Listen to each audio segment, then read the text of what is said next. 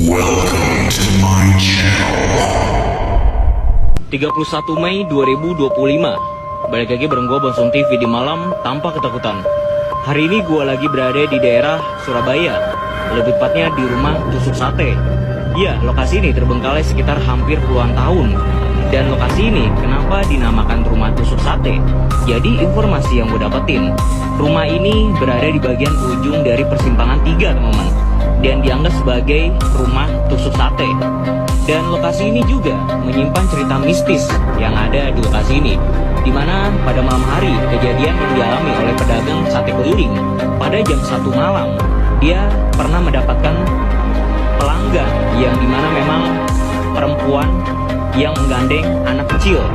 Dan ternyata perempuan dan anak kecil tersebut keluar dari rumah ini, dan pedagang sate tersebut melihat rumah ini belum dalam keadaan terbengkalai, masih bagus banget ya teman-teman ya. Pas dia menyampari perempuan dan anak kecil tersebut, ternyata si perempuan dan anak kecil tersebut memesan sate 30 tusuk. Dan ketika pedagang sate keliling ini mengantarkan satenya ke dalam rumah ini, tanpa disadari pas sudah sampai pintu depan, tukang satenya ini baru ngeh ternyata rumah ini sudah terbengkalai. Dan ada cerita yang cukup menyeramkan di lokasi ini. Katanya nih ya, gua nggak tahu bener apa tidaknya, dulu pernah ada kejadian di rumah ini dimana memang istri dan juga anak kecil perempuan tersebut dibunuh oleh ayahnya sendiri, teman. Dan sekarang rumahnya terbengkalai hingga sampai saat ini ya cuy ya. Jadi memang rumahnya ini adalah rumah utama ya di bagian sini ya. Sementara memang katanya dulu pemilik dari rumah ini mempunyai kos-kosan di bagian belakang. Dan kita bakal masuk aja. Assalamualaikum. Seperti ini ya kondisinya, rumahnya sudah tidak dirawat sama sekali ya. Ini ada boneka juga, namun boneka perempuan.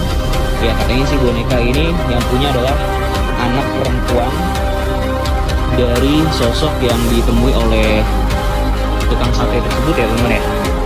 Dan kita coba untuk masuk. Assalamualaikum. Ya ini bagian kamar-kamarnya, lihat ya. Tuh kasurnya aja sudah seperti ini nih kondisinya. Wow. Kondisinya udah hampir parah ya teman-teman ya.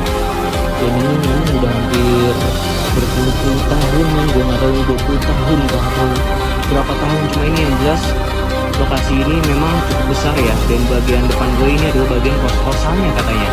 Dan ini bagian rumah utamanya cuy. Oh, gokil sih men.